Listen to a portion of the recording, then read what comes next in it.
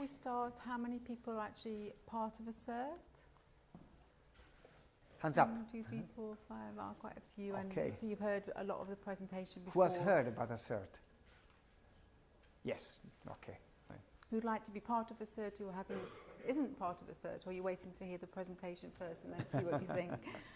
So as Professor Maffulli said, we started this in 5 years ago, 2011, and basically we heard from Professor Rompe excellent presentation about the fact that we have the randomised controlled trials out there, but as we've just been saying, we're still not doing this service, or it's not being funded in the NHS despite the randomised controlled trials being there. So we set up this online database, method of collecting the data for real people who actually have these conditions in the real world, so that we can collect the outcome data, which is what Sharon was talking about, to actually try and not convince, but to prove to the clinicians, the commissioners and the wider variety, and to inform patients that this treatment does work in certain groups of patients, and which patients are those. So for those who didn't know, CERT stands for the Assessment of the Effectiveness of Shockwave Therapy for Patients with Soft Tissue Disorders. And we want to look at the effect of the shockwave in all these conditions, both in the short term and the long term. We heard about the fact that a lot of the randomised controlled trials, the follow-up was only at 3 months, but we took the follow-up to 2 years. So we're looking at the long-term effects, as these are chronic injuries.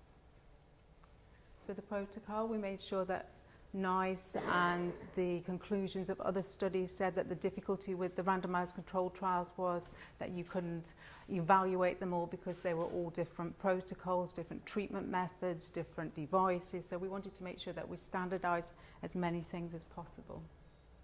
So we wanted to make sure that the patients who actually are recruited do have the condition that they were said to have. So we asked for an ultrasound or an MRI scan, but we understand in clinical practice that's not always available. So if you can get one, get one. If not, as long as it's been confirmed by clinical diagnosis. That the participants are representative of the population. We haven't included all those exclusion criteria, so the person isn't actually reflective of the person with the condition.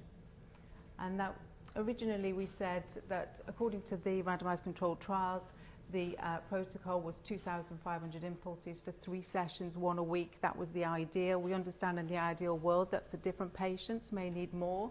So we have changed it so you can actually add if you've had more treatments or less treatments. And the follow-up schedule was 3 months, 6 months, 12 months and 2 years. All the outcome measures that we used were all validated outcome scores that have been used in the literature for each of the conditions. Also, we wanted to make sure that it was one that patients could do themselves at home because they were going to do it online. So, as I said, we're going to give a few results. Now, some of the results I will be able to present for up to the 1 year, some for the 2 years. As I say, we were doing this until 4 o'clock this morning. We got the last results, so we do have the 2-year data for the Achilles, mid-substance and insertional, and the plantar fascia for both, which I think is what the main audience of people were interested in. So we looked at the age of participants. So this is just for a CERT 1. So a CERT originally started as a CERT 1. We got feedback from people like yourselves, clinicians, patients, saying it was it wasn't very user-friendly. There's certain things that we could change to make it better. So then we developed into a CERT 2. So this is the patients on a CERT 1. So CERT 1 we have around 600 patients, and when we amalgamate them together and we do the analysis for CERT 2, up to now we have over 2,400 patients and still recruiting.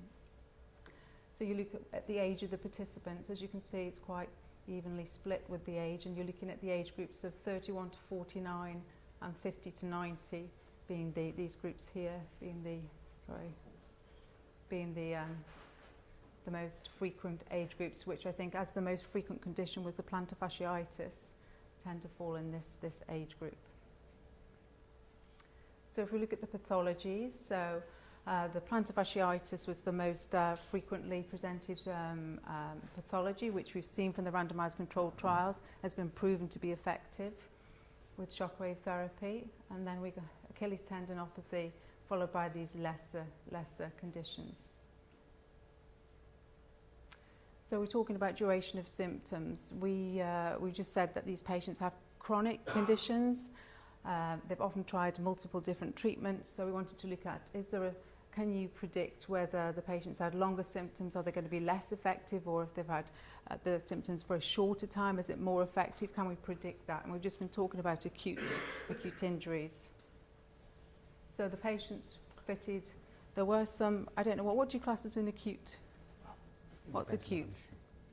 Well, the American Medical Association classifies as acute anything that presents to the clinician within 6 weeks of onset of symptoms. Mm-hmm. Unfortunately, with many conditions in the musculoskeletal system, a clinically acute condition does not mean biologically acute. Mm-hmm. And that's one of the problems that we face every day. So half the patients presented with the 0 to 10 months, and I'm thinking here, obviously there will be a few acute. In order to be eligible to be part of a cert, they had to have already failed 2 conservative management. So it's quite difficult to get people less than the 6 week. But we will do some further analysis to look at what these groups were according to what the conditions. So if you look at, we've been talking about the fact that you can't get the patients, they come later on and they're quite difficult to treat. So we wanted to look at how many different treatments have these patients had before they've got to this stage. So if you look at this one, most of the patients have tried the physiotherapy, then you're talking steroid injection, which we've been talking about, and then this one is several treatments. So these patients here have had 10 or more treatments. So I'm just going to go through, as I said, we use the visual analog score for pain and validated outcome scores for all patients.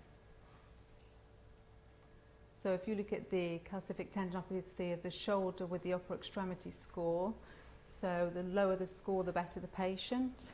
You can see here at 3 months they tend to get a little bit better. 6 months it tends to get a little bit worse, but then at 2 years, complete recovery. Sometimes it's quite difficult to manage these patients because they obviously feel they're getting worse, go back to see the consultant who then decides, to do some other intervention. Whereas if you can inform them that this is the pattern that tends to follow and you can get the patient prepared, then they're more likely to continue and go on to the 2-year follow-up.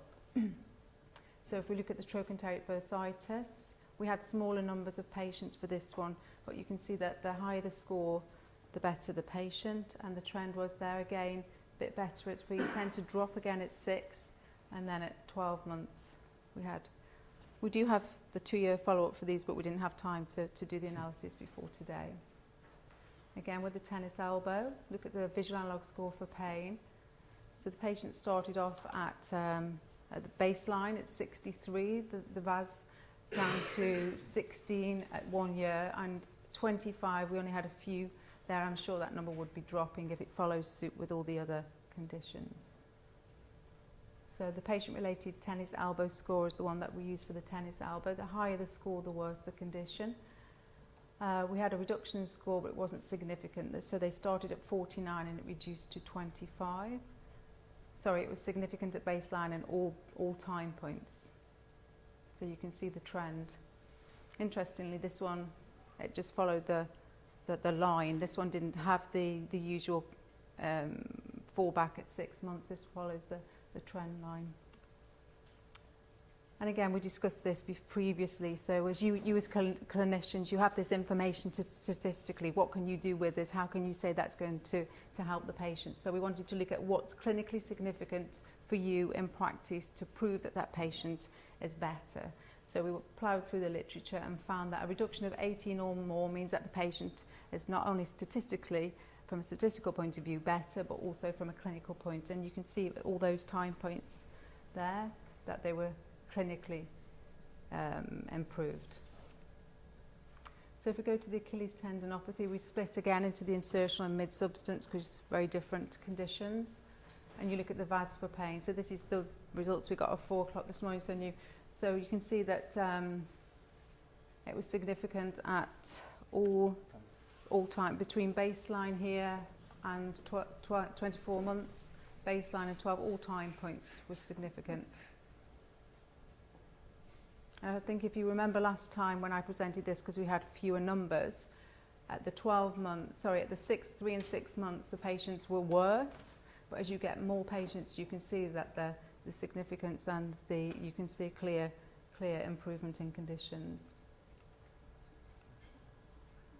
So the Visa A measures pain and function. So the higher the score, the better the patient, and it increases at all time points. So your baseline here, they start at 40-ish, and the final one was 70. And most of these patients were not sporting.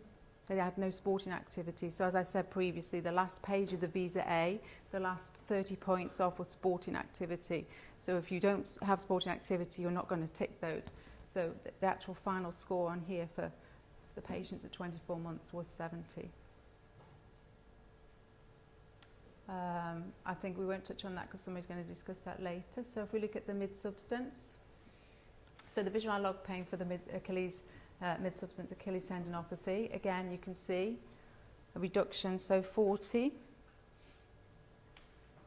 reducing down to at 24 months. Again, significant. And the Visa A, again, starts off at 40. Obviously these patients must have been a more sporting group because the end results are they get 90, so they're not in that 70 age group, but you can see it is complete recovery.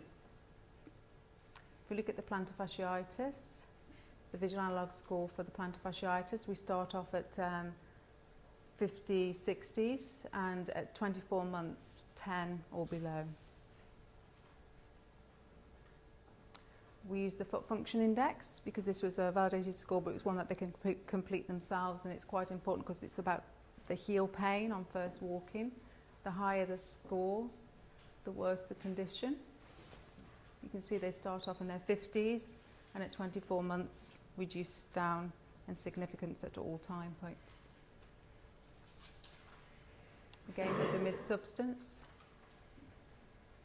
the foot function index there. Again, start off in their 50s and reduce, and that's significant at all time points. Same for the VAS. So we have this group of patients that we can see now clearly as we get more and more patients. Actually, you can see the significance of this treatment. So I think as a group of people who are doing this, that the way that we're collecting the data in a systematic way is one way that we can prove to commissioners and to other people and patient groups that this treatment does work, you know, not just in the randomized controlled trials, but also within other methods.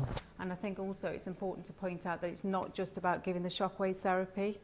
It's the whole package, and as Professor Rompe said before, it's about using the right treatment protocol, it's about giving the right energy, it's about preparing the patient, it's making sure your patient group is the right patient, it's about making sure that you give a combination of treatments. It's not just treating the heel or the Achilles and saying going away, it's about saying that, you know, you've invested in this treatment now, you have to do your eccentric exercises, this is what you need to do, they work together, or what other packages they use for what do they use for the plantar fascia alongside the shockwave therapy?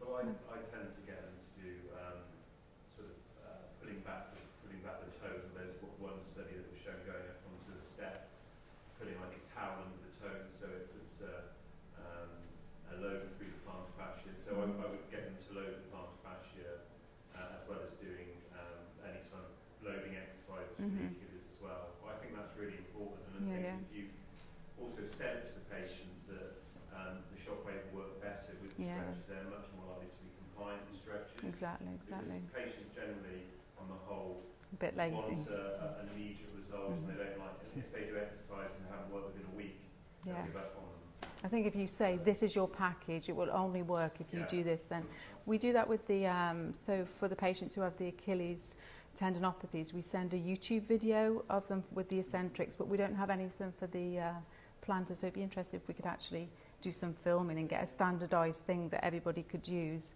And for all the other opathies, actually, for the shoulder, for the elbow, if anybody's happy or willing to collaborate, and we can get some standardized validated methods of rehabilitation to use, I'd be most grateful.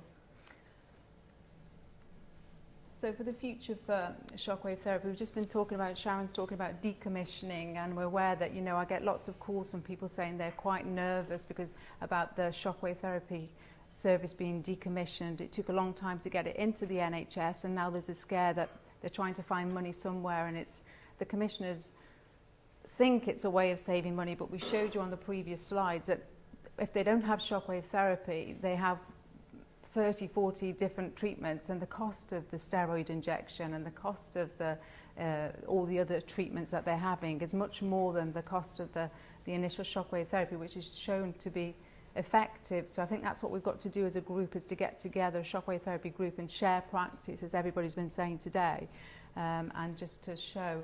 There was a recent, I don't know if anybody's seen this, I was sent this, I don't know if it's out there yet, but the new NICE guidelines for Achilles tendinopathy said they found the evidence difficult to interpret, again because of the different treatment protocols and the comparators used. So I think we'll be speaking with them shortly, and we'll be giving them the results of ASSERT, and hopefully we can try and turn the view around. And I think the more people that recruit to ASSERT, we try to make it really user-friendly now, so it's really, you know, it's a matter of all drop-down boxes, it's simple, the questionnaires go to the patients. Now, one of the laborious things is that recently a lot of patients have been asking for their stuff to be sent by the post. If we can encourage the patients to put their telephone number, we're going to see if we can get it sent to their phone via an SMS, and then they can click on it and they can complete it like that, and it goes straight in. It's much more effective. I think patients are quite innovative now. Most of them have got smartphones, so it's for most people it is suitable. So that's what we're trying to do. So if people who are part of ASSERT, if you could try and get their telephone number, it'll be much easier, and try and say to them that, you know, it would be much better if we do it by the phone. It would be much easier for you. You haven't got to post the letter, etc., etc. Become quite cumbersome. And we're going to have publish the data that we've got today as soon as possible. And if anybody wants to help and be part of that, then more than happy. So the future, we've been talking about, we don't really know where we are with shockwave therapy, but it's treating all these things at the moment. And I know some people, Rob will be talking about for the back at the moment, and there'll be people talking about different innovations today from a urological point of view to different neuropathic ones, which will be all very interesting. And somebody briefly mentioned about the use of shockwave therapy for cellulite lipotrypsy. That's proven to be effective, as it is for skin tightening and wound healing and erectile dysfunction. And I know Mr. Min asked this afternoon, I was going to give a little talk about erectile dysfunction, but he's the expert and he's got a really good presentation that he's going to give to everybody this afternoon. And we're actually got an ASSERT ED now, so we're collecting data on patients who are having shockwave therapy for ED in the same manner that we did before, standardised using validated outcome scores. We started in April with one site only, Harley Street Men's Clinic, and we've recruited over 100 patients already with really, I went in there sceptical, this is not really going to work, I'll help you out for a few weeks just till we get this all sorted, but 80% of the patients are immediately after the treatment, and they say the treatment, even after the 6 weeks, patients get an effect, but they get a bigger effect 3 months after the treatment, because we talk about the regeneration, etc.